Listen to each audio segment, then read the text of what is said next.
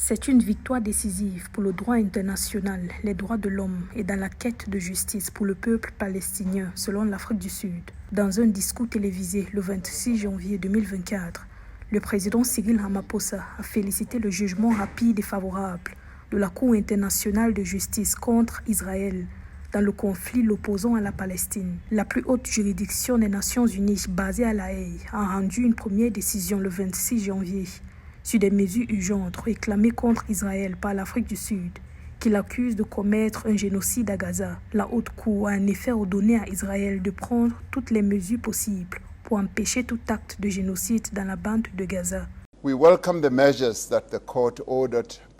Nous saluons les mesures ordonnées par la Cour à la majorité, estimant qu'elle est parfaitement consciente de l'ampleur de la tragédie humaine qui se déroule dans la région, qu'elle est profondément préoccupée par les pertes de vie humaines et les souffrances humaines persistantes et que la situation humanitaire catastrophique dans la bande de Gaza risque sérieusement de se détériorer davantage avant que le tribunal ne rende son jugement final. Nous attendons d'Israël en tant que démocratie autoproclamée et État respectueux de l'État de droit qu'il respecte les mesures prononcées par la Cour internationale de justice.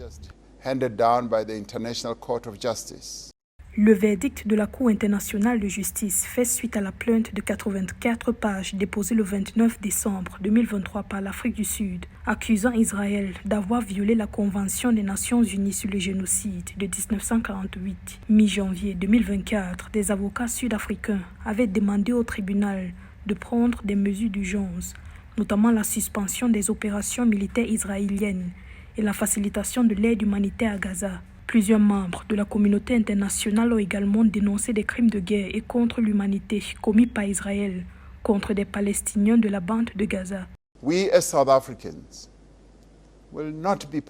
En tant que Sud-Africains, nous ne serons pas des spectateurs passifs et ne verrons pas les crimes qui nous ont été infligés être perpétrés sur d'autres personnes ailleurs.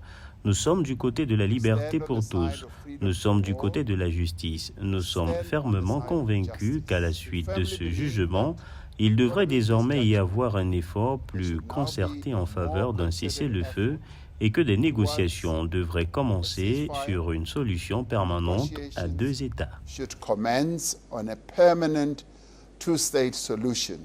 La démarche de l'Afrique du Sud témoigne de l'engagement continu de l'Afrique en faveur de la paix et la sécurité internationale. La Cour internationale de justice a également demandé à Israël de prendre des mesures immédiates pour permettre la fourniture des services de base et de l'aide humanitaire dans la bande de Gaza, où les besoins restent importants. Depuis le 7 octobre 2023, l'offensive israélienne a déjà fait plus de 26 000 morts et près de 65 000 blessés, selon les données officielles.